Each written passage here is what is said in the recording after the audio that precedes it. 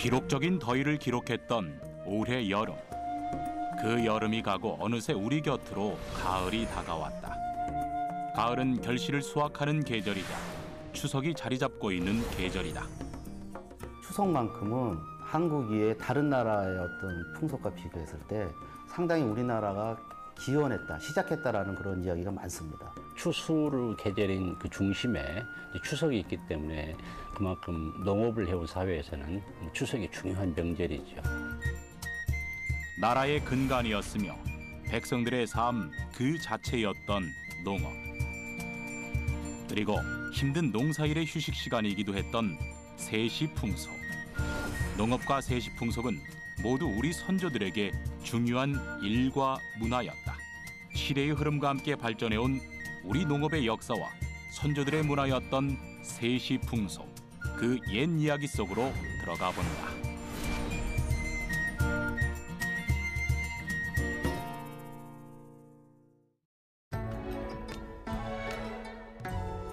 우리나라의 곡창지대인 전라북도 김제시. 김제시는 전국에서 가장 많은 쌀 생산량을 기록하고 있는 지역 중 하나이며 농민과 관련된 전통 문화를 지키기 위해 1999년부터 매년 대규모 축제를 열고 있기도 하다. 김제는 이 고장이 지평선의 고장입니다. 그래서 그 김제에서 서해바다를 바라보면은 어디 om라지 없이 서해바다까지 지평선으로 이루어졌습니다. 그래서 김제에서 서해바다를 바라보면 하늘과 땅이 맞닿는 것 같이 보입니다. 추수의 계절 가을이 되면 김제시의 지평선 축제를 비롯해 많은 곳에서 농사와 관련된 다양한 행사들이 열린다. 땅이 우리에게 주는 선물, 농사. 그런데 과연 그 시작은 언제부터였을까? 한반도에서 농사가 시작된 것은 신석기 중후반부터로 여겨진다. 이동 생활을 하면서 잠시 머물 때 농사를 짓고 다시 이동하는 생활을 반복했다. 여장도구도 이제 우리 신석기 시대 대표적인 토기가 비살모니 토기인데 비살모니 토기도 주거지에서 흔히 발굴이 되고 있죠. 농산물을 거기에 저장하거나 가공해서 조리하는 용도로 쓰이는 걸로 그래 볼 수가 있습니다. 여러 신석기 유적에서 발견된 탄화된 곡물들. 고대의 농경 생활을 추측하는 데 도움을 주는 역사의 흔적들이다. 한반도에서 정착 농경의 시작은 청동기 시대에 접어들면서부터였다. 벼농사 역시 이 시기부터 시작된 것으로 여겨진다. 이 벼농사는 집단적으로 짧은 시간 안에 큰 노동력이 필요한 이 작업이란 말이죠. 그래서 당연히 마을 공동체 중심으로 농사가 이루어질 수밖에 없었고 그 농사가 기본이 돼서 의식이나 생활 자체도 다 공동체 문화가 스며든 거지요. 시간이 흘러 농기구의 커다란 발전을 이끈 것이 있었다. 바로 나무보다 단단한 쇠의 등장이었다. 대장간에서는 쇠를 뜨거운 불에 녹이고 쉼없이 두드려 다양한 농기구를 만들어냈다. 이렇게 쇠를 이용한 농기구들은 아주 오랫동안 농민들의 삶과 함께한다.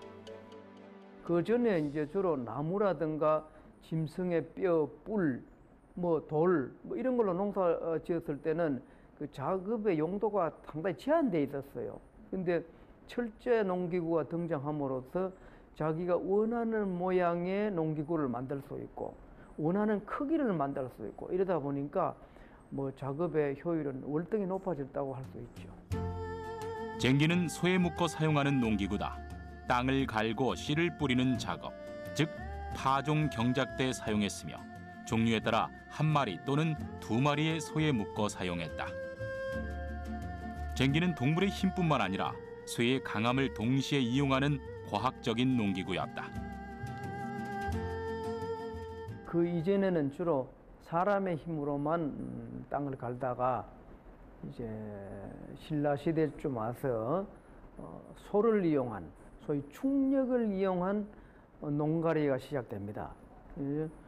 소의 힘을 이용하다 보니까 아무래도 사람의 힘은 적게 들고 작업량은 월등히 늘어나는 결과를 가져왔죠.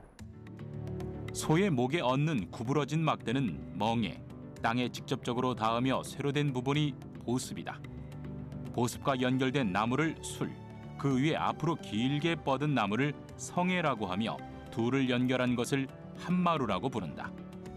그리고 성애와 멍에가 연결된 줄이 봇줄이다. 원래는 쟁기도 나무로만 돼 있었습니다.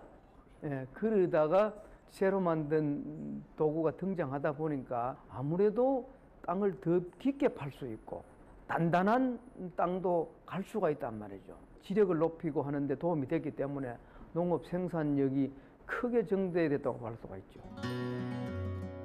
소가 끄는 방향은 쟁기가 나아가는 방향과 일직선으로 안정적이다. 소가 끄는 힘은 성애를 통해 술과 보습에 전달되고 한마루는 성애와 술을 연결하는 것을 넘어 땅의 경작 깊이를 조절하는 용도로도 사용된다. 풀뿌리를 뽑거나 밭을 가는 데 쓰는 농기구 따비, 삽과 비슷한 형태이다. 따비는 소가 들어가지 못하는 좁은 공간을 개간하는 용도로 사용되었다. 땅에 박히는 부분은 쇠로 만들어졌으며 V자 형태를 이루고 있다. 농작물을 수확할 때 농민들이 주로 사용하는 1인용 농기구 낫. 낫은 나무 손잡이에 낫 놓고 기역자도 모른다는 속담처럼 기역자 형태인 날을 끼워 사용했다.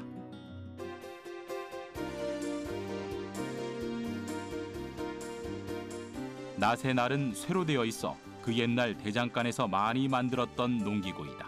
그러나 지금은 시대가 변하며 낫을 만들어달라는 주문이 많이 줄어들었다고 한다. 농가에서는 많이 안 쓰이는데요. 요새는 이제 그것도 옛날만큼 많이 줄었어요. 옛날에는 뭐 8월 추석 때 되면 성묘한다 그래서 많이 썼는데 요새 제초기가 있어가지고 많이 안 나가요. 옛날에 뭐 벼비고 할 적에도 많이 나갔죠.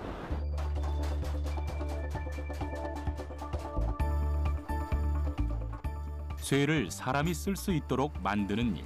뜨겁게 달군 쇠를 두드리고 또 두드리며 불과 쇠를 조율하는 것은 대장장이의 숙명일 것이다. 계속되는 담금질에 쇠는 점차 사람에게 쓸모있는 모습으로 변해간다. 보통 4명. 4명. 네. 4명 위에서 매질하는 사람 2사람, 한 사람은 저 풀 묶은 옛날식으로 하면은 치아가 4명은 있어야 돼요. 대장장이는 줄어들었지만 그 일은 줄어들지 않았다. 부족한 노동력을 대신하는 것은 바로 기계. 기계는 지치지 않고 대장장이를 돕는다.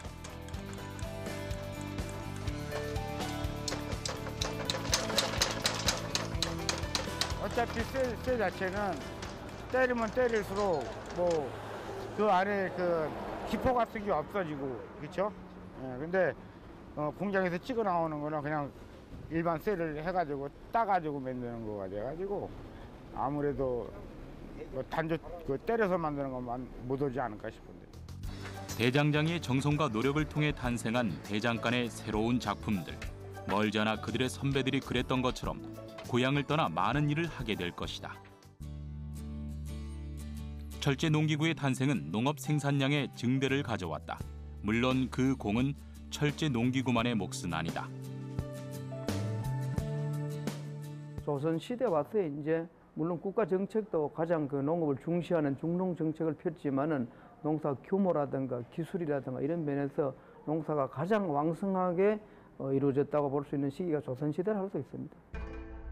조선 시대는 농업에 있어서 눈부신 발전을 이룩한 시기였다. 그 이전 고려 시대까지는 휴경농법이 대세였다. 농사를 짓고 나면 어쩔 수 없이 땅을 쉬게 했는데 매년 농사가 가능한 땅을 1등급, 1년 짓고 1년 쉬는 땅을 2등급, 1년 짓고 2년을 쉬는 땅을 3등급으로 나누어 관리했다. 고려 시대의 토지 등급이 3등급밖에 없었는데 조선조에서는 이제 6등급으로 재편성하게 됩니다. 조선시대 때 농업 발전에서 가장 중요한 것은 무엇이냐 했을 때 휴경농법을 극복한 것이다. 이렇게 얘기할 수가 있습니다. 휴경농법을 극복할 수 있었던 배경에는 토양에 비료 성분을 공급해 농작물의 생육을 돕는 시비법이 존재한다. 기존의 시비법이 조선시대에 완성된 것이다. 조선 전기 시비법을 모르던 농민들과 관리들도 시비법을 구체적으로 배워 사용할 수 있게 되었는데, 우리는 시비법을 보다 널리 알린 주인공을 만나기 위해 국립중앙도서관을 방문했다. 드디어 등장하는 주인공. 바로 조선 전기의 정초, 변효문 등이 지은 농서, 농사직설이다. 전국에 배포된 농사직설에서 말하는 시비법의 내용은 무엇일까? 잠시 살펴보자. 밭을 애벌가리 후 풀을 펴놓고 불로 태워 다시 갈면 그 밭은 스스로 걸어진다. 봄, 여름 사이 연한 버들가지를 썰어 외양간에 펴두었다가 5에서 6일마다 거두어 거름으로 쌓아둔 후 보리 재배에 쓰면 힘이 좋다. 다양한 농업 기술이 담겨 있는 농사직설. 과연 농사직설은 어떻게 만들어졌을까? 중국 풍토에서 를 중심으로 만든 중국책은 자기 나라 풍토에 맞는 파종기를 했는데 우리나라 풍토하고 달단 말이에요. 그러니까 이제 도저히 안 되겠다 해서 우리 풍토의 농사를 만들어야 되겠는데 그것을 전반적으로 아는 학자는 없고 하니까 생각을 해내기를 각도 관찰사에다가 지시를 했어요. 토네에 갈고 심고 매고 거두는 법과 오곡에 알맞은 토성과 잡곡에 번갈아 심는 방법을 늙은 농부에게 물어서 요점을 모아 책을 만들어 올리도록 하라. 정초라는 사람 보고 이걸 체계적으로 정리를 해라 해서 만든 것이 농사직설이라는 책입니다. 아니 농민들이 하는 걸 적어 올린 걸 아주 작물별로 잘 정리를 한 것이 농사직설이에요. 그게 이제 중국 농학에서부터 한국 우리 풍토농학으로 바뀌는 말하자면 농학의 독립선언서와 같은 겁니다. 농사직설이. 농민들은 이런 경험에 의해서 하는 것이고 농사직설은 양반이라든지 지방관들이 농민들을 교화할 때 이거에 입각해서 농사에 교화를 하라 이런 식으로 한 것이죠. 그러니까 농민 개개인에 대한 지식보다는 그들을 가르치는 사람들을 위한 책이었다 이렇게 보시면 되겠습니다. 조선 전기 나라의 발전을 설명할 때 빼놓을 수 없는 인물 세종대왕. 한글 창제는 물론 천문, 기상 관측 분야 그리고 농업과학기술 분야에서도 세종대왕의 역할은 대단했다. 농사직설 편찬 후 15년 후인 1444년 세종대왕은 건농교서를 내려 농업을 더욱 장려한다. 나라는 백성으로 근본을 삼고 백성은 먹는 것으로 하늘을 삼는 것인데 농사하는 것은 옷과 먹는 것의 근원으로서 왕정에서 먼저 힘써야 할 것이다. 이 무렵의 농업은 다양한 국가 정책으로 인해 많은 발전을 하며 쌀 생산량 또한 증가했다. 많은 벼를 탈곡하면 필연적으로 많은 볏짚이 남게 되는데 우리 선조들은 볏짚을 버리지 않고 생활용품과 농기구를 만들었다. 볏짚으로 만들어진 다양한 물건들, 집신부터 물건을 담는 바구니와 달걀을 담는 꾸러미까지 크기도 모양도 다 제각각이다.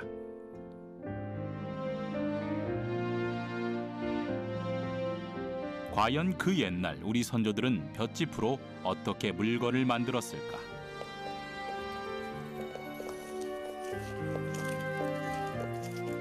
지푸라기를 물에 불려서 지금 새끼를 꼬고 있습니다.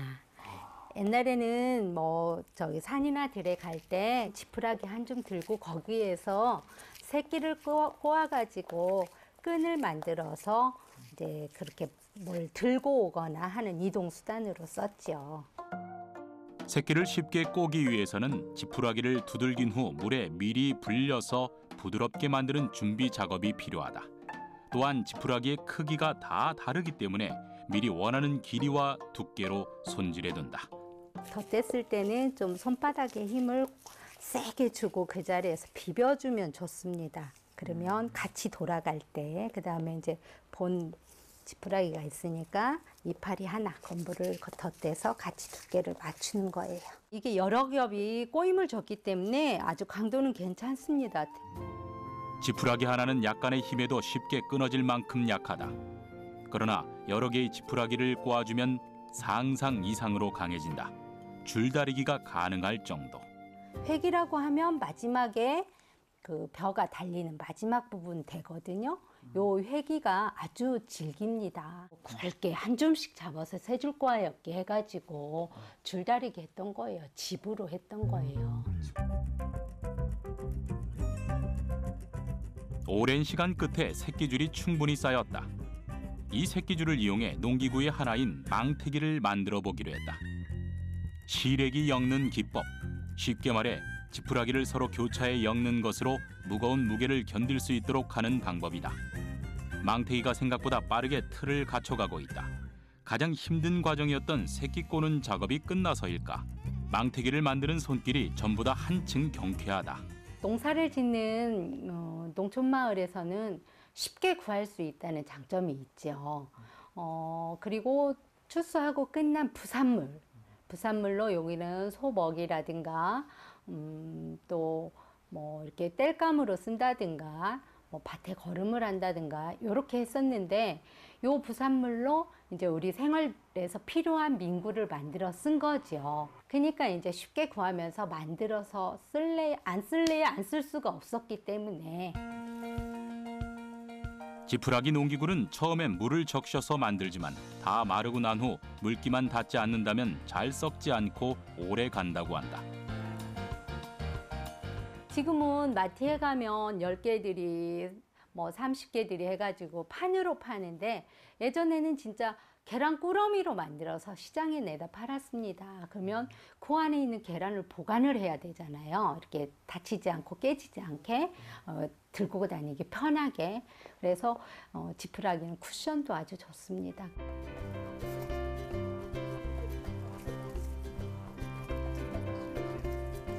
예, 이렇게 완성됐습니다. 손잡이까지 완성 끝.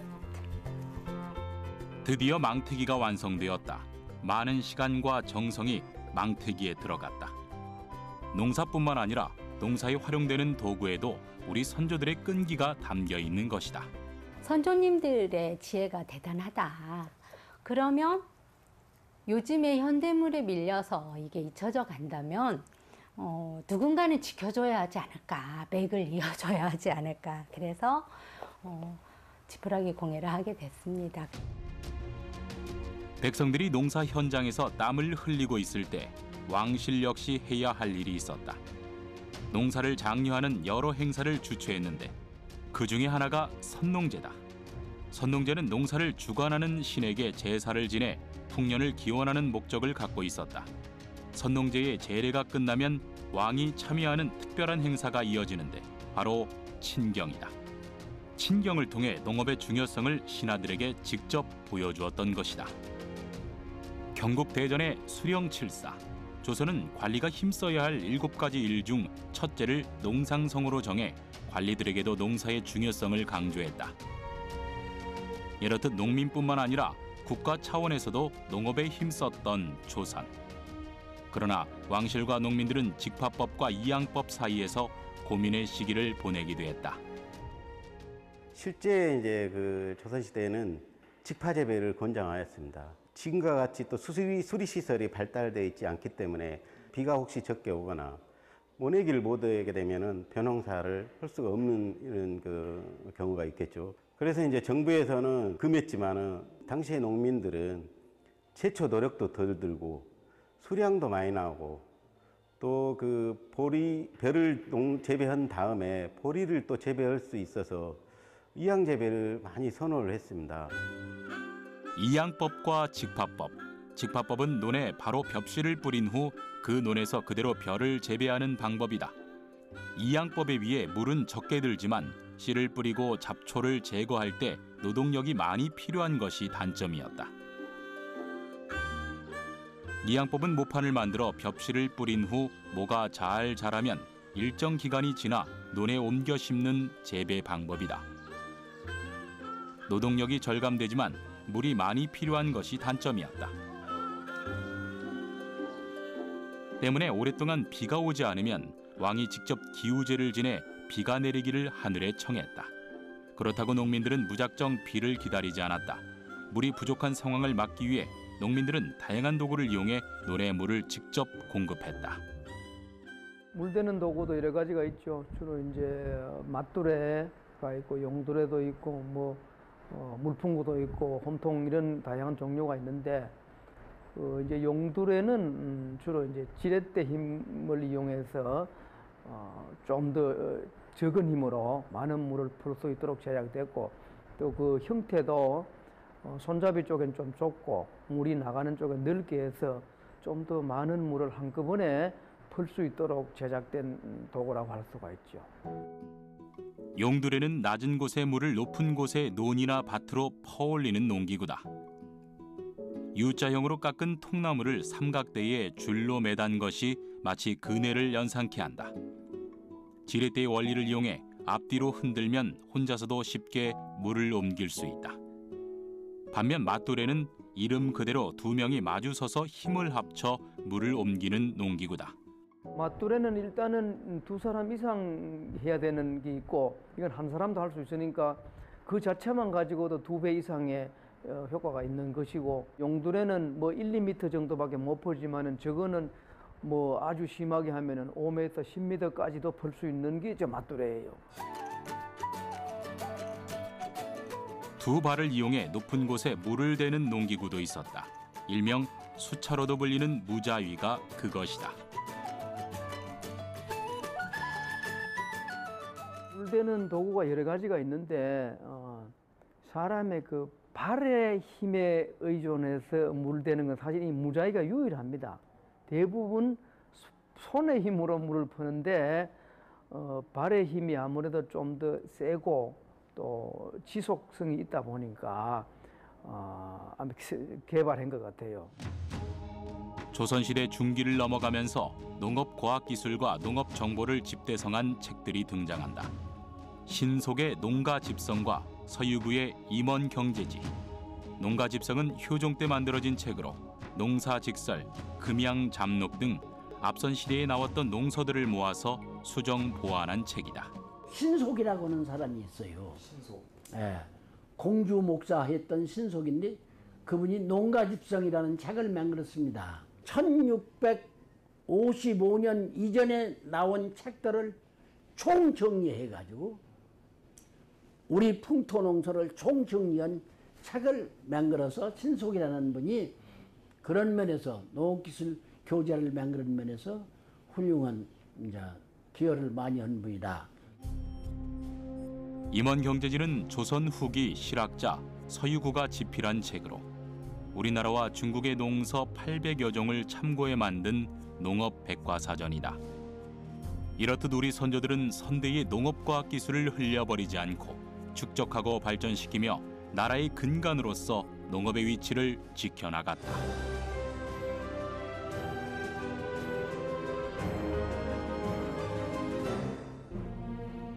농민은 세상 인류의 생명 창고를 그 손에 잡고 있습니다. 우리나라가 돌연히 상공업 나라로 변하여 하루아침에 농업이 그 자취를 잃어버렸다 하더라도 이 변치 못할 생명 창고의 열쇠는 의연히 지구상 어느 나라의 농민이 잡고 있을 것입니다. 그러므로 농민의 세상은 무궁무진합니다. 우리 농업, 그중에서도 벼농사의 현재 모습은 어떨까? 2015년 우리나라의 전국 쌀 생산량은 약 432만 톤.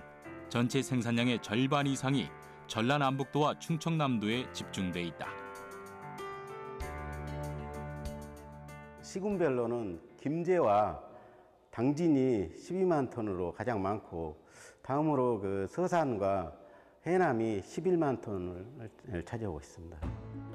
1900년대 초 1000제곱미터당 쌀 생산량은 약 150kg.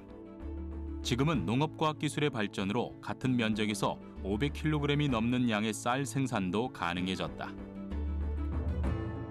지난 100여 년의 시간 동안 3배 이상 쌀 생산량이 증가한 것이다. 그리고 그 원동력 중에 하나가 바로 벼의 품종 개량이다. 품종을 개발할 때 있어가지고 첫 번째 그 목표는 수량 정대입니다. 우리가 그 먹거리를 해결하기 위해 가지고 생산성을 극대화하는 게 이제 우리가 그 육종의 첫 번째 목표였고, 두 번째는 이제 작물을 재배하는 데 있어 가지고 재배 안정성을 높이기 위해 가지고 병에 강하다든가 아니면 재해에 강한 어떤 그런 품종을 개발하는 게 이제 그 목적이 되겠습니다. 병에 강한 벼 품종을 만들기 위해서 일부러 병균을 벼에 접종하기도 한다. 지금 이곳에서 시험 중인 것은 흰잎 마름병. 이 병에 걸리면 벼가 하얗게 말라버린다. 이렇게 해가지고 저희들이 그 병에 강한 저항성 유전자가 도입된 품종을 개발한다면 농가에서는 그 재배 안정성이 높아져가지고 벼농사를 짓는 동안에 병해충을 방지하기 위해 가지고 농약 치는 횟수도 횟수가 줄어들므로 인해 가지고 생산비 절감도 되고 노동력도 많이 감소를 전략할 수 있죠. 잠시 벼 품종 개발의 흐름을 살펴보자. 1990년 이전에는 생산량 증대가 최우선 과제였다. 1990년대에 접어들면서 맛있는 쌀, 품질 좋은 쌀이 목표였다면 2000년대 이후에는 품질의 다양화와 기능성 그리고 가공 적성 등이 첨가되었다. 품종 개발 못지않게 도정 역시 중요한 과정이었다. 선조들의 도정 기구를 살펴보자. 내려 찢는 절구, 손잡이를 잡고 돌리는 매통, 발로 밟아 곡식을 찢는 도구로 양쪽으로 벌어진 다리 길이에 따라 2명이나 4명이 함께 작업했던 디딜방아, 그리고 물의 힘을 이용해 사람의 노동력을 절감했던 물레방아도 있었다. 곡물을 가루로 만들어야 되겠다. 이건 빻는 거예요. 근데 찢는 그 기능은 껍질을 벗기는 거예요. 우리가 방아 찢는다 하는 것은 벼의 껍질을 벗기는 작업을 말하거든요. 근데 그 디딜방아 여기도 그 찢는 기능을 활용해서 그 껍질을 벗겨내는 거죠. 과거에도 쉽지 않았던 도정 작업. 지금도 복잡한 과정을 거쳐야 한다. 게다가 대량의 쌀을 생산하게 되면서 도정 작업의 규모는 과거와 비할 수 없이 커졌다. 이곳에서 하루에 생산 가능한 쌀의 양은 100톤. 원료가 오면 원료에서 정선, 정선에서 석발, 그리고 현미기를 통해서 완겨하고 현미하고 골라서 현미로 보관된 것을 정미기를 통해서 도정하는 거. 그래서 백미를 만드는 그 정도는 예전 정미소하고 지금하고 똑같아요. 투입된 벼의 약 90%는 이곳에서 껍질이 벗겨진다. 서로 다른 속도로 돌아가는 롤러가 선주들의 벼 찢는 작업을 대신하고 있다. 그 다음 벗겨진 벼 껍질들을 바람으로 흡입해 분리하는 과정을 거친다. 벼 100g당 쌀 생산량은 약 75g 정도. 현미 겉에는 사람이 소화할 수 없는 그런 층으로 돼 있는데 백미는 그것을 기계로 해서 한 90% 이상 벗겨내는 거거든요. 그러니까 소화가 잘 되고, 현미는 사람이 소화할 수 없는 그 부분이 있기 때문에 소화가 잘 안 된다는 부분이 있어서 현미는 꼭꼭 씹어야 된다. 벼가 기계에 투입된 후에는 모든 과정이 자동으로 이루어진다. 바쁘게 움직이는 기계들 사이로 사람의 모습은 보이지 않는다.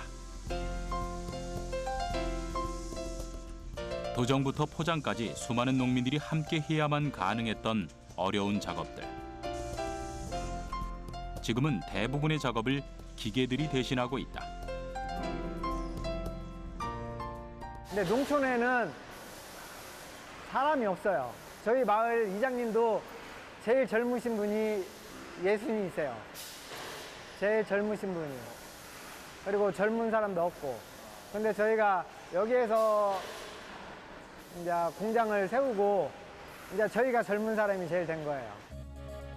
쌀을 만들 때 88번의 손이 간다는 말이 있다. 그러나 사람들이 도시로 떠나고 농촌의 사람들이 줄어들면서 결국 기계의 힘이 꼭 필요한 상황이 되었다.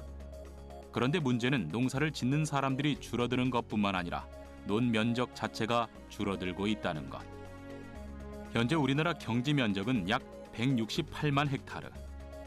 지난 10년 동안 꾸준히 감소하고 있다. 우리나라 쌀 소비량이 80.7kg에서 현재는 62.9kg으로 약 한 22%나 감소했습니다. 그래서 논면적의 감소는 이게 쌀 소비량이 직접적인 원인임을 알 수 있습니다. 1인당 쌀 소비량의 감소, 쌀밥 대신 다른 음식으로 식사를 대신하는 식사 문화의 변화가 주된 이유이다. 또한 쌀 소비량의 감소는 우리나라만의 문제가 아니다. 지금 쌀 소비량이 지난 10년간 매년 한 2%씩 이렇게 감소했습니다. 대만, 일본도 거의 우리나라하고 비슷한 추세입니다. 매년 우리나라는 약 40만 톤의 쌀을 해외에서 의무적으로 수입해야 하는 상황. 그렇다고 생산량을 무작정 줄일 수도 없다. 금년 말 그 쌀 재고량이 약 한 135만 톤 정도로 예상됩니다. FAO에서 그 쌀 재고량을 한 18% 정도를 권장하고 있는데 그보다 훨씬 이제 뛰어넘는 거죠. 식량과학원은 쌀 소비량 감소 문제의 돌파구 중 하나로 재래벼 연구를 진행하고 있다. 과연 그 이유는 무엇일까? 재래벼들 중에서 밥맛이 지금하고는 좀 다른 어떤 그런 특성을 가지고 있는 재래벼 품종이 있습니다. 그런 품종들은 우리 조상님들부터 시작해서 우리의 입맛에 대해 가지고 어느 정도 익숙한 그런 특성을 가지고 있기 때문에 이들 특성하고 지금 최근에 우리가 육성되는 그런 품종의 밥맛 특성하고 같이 합친다면 새로운 밥맛을 가지는 그런 신품종을 개발할 수 있지 않을까 해서 저희들이 재래벼를 이용해서 지금 품종 개발하는 단계에 있습니다. 그동안 개발해온 우량 품종과 재래벼의 교배 실험을 통해 서로의 장점을 서로 합치는 것이 연구 목표. 하지만 결과를 알기 위해서는 많은 시간이 필요하다. 농사를 짓는 농부처럼 벼 품종 연구도 오랜 기다림이 일상인 것이다. 지금까지 우리는 농업, 그중에서도 벼농사의 과거와 현재에 대해 알아보았다. 풍년을 위해 열심히 연구하고 노력했던 많은 사람들. 세시풍속은 그들이 함께 웃고 즐겼던 휴식의 시간이다. 일과 휴식이 반복되는 농사에서 농민들이 즐겼던 세시풍속을 살펴본다.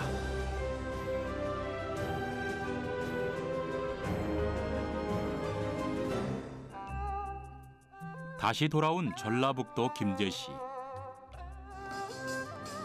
이곳에는 우리나라에서 가장 오래된 저수지 중 하나인 벽골제가 있다. 예로부터 물을 대기 좋아 벼농사를 짓기 좋은 최적의 지역이다. 벽골제는 우리나라 최대를 자랑합니다. 다시 말하면 제일 먼저 쌓고 제일 큰 저수지입니다.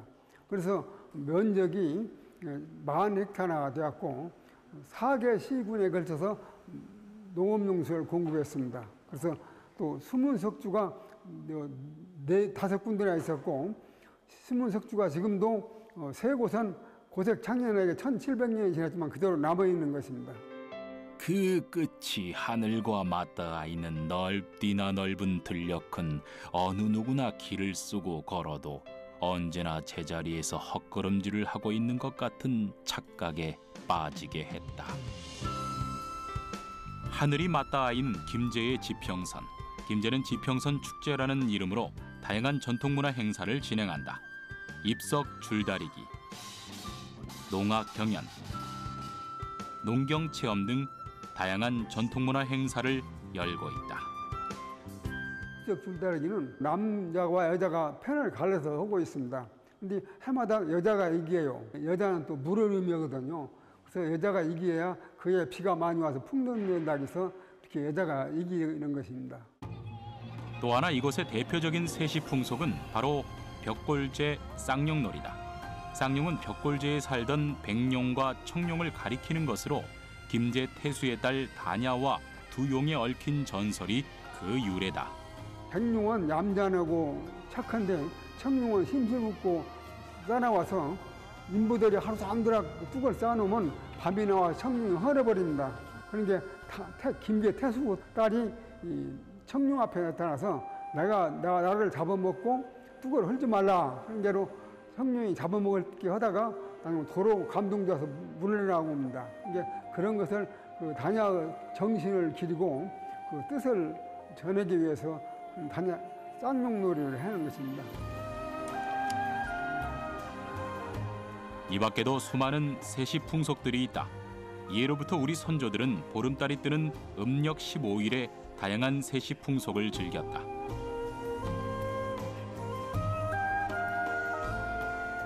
줄다리기는 그 암줄과 숫줄이 결합하는 어떤 그래서 남녀의 성행위를 모방한 어떤 풍년을 기원하는 그런 대표적인 놀이예요.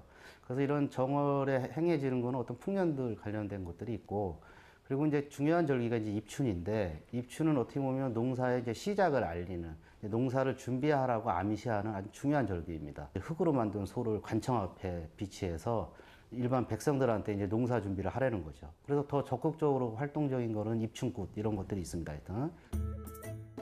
음력 6월 15일 유두에는 맑은 개울물을 찾아가서 목욕을 하고 머리를 감았다. 나쁜 것을 쫓고 더위를 먹지 않기 위해서다. 음력 7월 15일 백중은 여름철의 명절로 농사일을 잠시 쉬고 먹고 마시며 즐기는 날이었다. 머슴들에게도 새 옷을 장만해주고 휴가를 주었다. 7월 15일이 이제 백중인데, 그때는 이제 호미를 씻어서 걸어둔다라는 그런 풍속에서 호미 씻이라는 게 있어요. 그러니까 얼마나 이 농사에서 제일 힘든 일이 김매기인데, 그 지긋지긋한 김매기가 끝난 그 상징적인 도구인 호미를 걸어서 씻어둠으로써 이제 더 이상 김매기 안 한다, 뭐 힘든 일 안 한다라는 그런 상징적인 의미가 있고요. 음력 8월 15일, 중추절 한가위라고도 부르는 우리나라의 대표적인 명절 추석. 추석은 추수와 맞물려 치러지는 가을 세시 풍속이다. 대부분의 사람들이 이제 잘못 이해하고 있는 것 중에 하나는 뭐냐면, 추석이라고 하는 것은 추수를 끝내고 한 것이 아니고 추수를 직전에 앞두고 이제 풍년을 들게 해준 조상에 감사하는, 그러니까 풍년 예축제라고 그럴까, 이런 그 추수 예축제라고 그럴까, 뭐 이런 의미를 가지고 있어서 이 미국의 생스기빙 데이와는 어떤 의미상의 그런 차이가 있어요. 추석 무렵 열리는 전통놀이 중에는 동물을 이용한 것들이 있다. 소놀이굿은 소의 형상으로, 거북놀이는 거북이의 형상으로 사람을 꾸민 후 몰입꾼과 함께 마을을 돈다. 그리고 마을 사람들과 함께 춤을 추고 몰입꾼은 덕담을 늘어놓는다. 이 거북이를 가장해가지고 노는 것은 잘 먹고 잘 사는 거 하나 하고, 그 다음에 무병장수하는 것 하나 하고, 뭐 소를 이렇게 가장하는 것은 농사에 쓰는, 그래서 이제 그 충력으로 이용했던 그 소를 이렇게 잘 대접해주는, 그러니까 세시풍속 그 저변에는 이 주술성이 대단히 강하다. 그냥 놀이가 아니고 뭔가 기대하는 것을 그러한 놀이 형태로 투영해가지고 그것을 형상화해서 놀게 된다. 이런 의미가 다 깔려 있는 거예요. 강강술래의 경우 여성들만 참여하는 세시풍속이라는 점이 특별하다. 이 자식은 남자는 낳을 수 없잖아요. 여자만 낳잖아요. 마찬가지 농업도 이 추수라고 하는 것은 자식을 낳는 거하고 똑같거든요. 그래서 이제 자식을 낳을 수 있는 여성들이 둥글게 원을 그려서 이렇게 강강술래를 밤새 춤으로 인해서 이렇듯이 큰, 그리고 둥근 속이 꽉 찬 오곡백과가 열길 기대하는 대단히 주술성이 강한, 그런 기대가 강한, 또 강렬한 기도라고 그럴까요? 추석의 대표적인 음식 송편. 가족들이 둘러앉아 송편을 만드는 것도 추석에 볼 수 있는 풍경이다. 옛날에는 송편 속에 구하기 쉬운 재료를 넣었지만 지금은 여러 재료를 넣어 다양한 맛의 송편을 만들기도 한다. 송편을 만들 때 주의해야 할 부분은 반죽이다. 반죽이 송편의 맛을 좌우하기 때문이다. 익반죽이라 그런데요. 끓는 물을 끓여서 뜨겁게 해서 반죽에 조금씩 부어가면서 하는 반죽이에요. 그래서 이렇게 해서 뜨거운 물로 한꺼번에 그냥 멍청 부으시면은 진 반죽이 되기 때문에 나중에 송편 빚기 좀 힘들어요. 해놨을 때도 좀 너무 퍼져서 맛이 조금 덜하겠죠. 우리는 흔히 송편을 반달 모양이라고 한다. 음력 15일의 추석에는 보통 보름달이 뜨는데 왜 반달 모양으로 떡을 빚었던 것일까?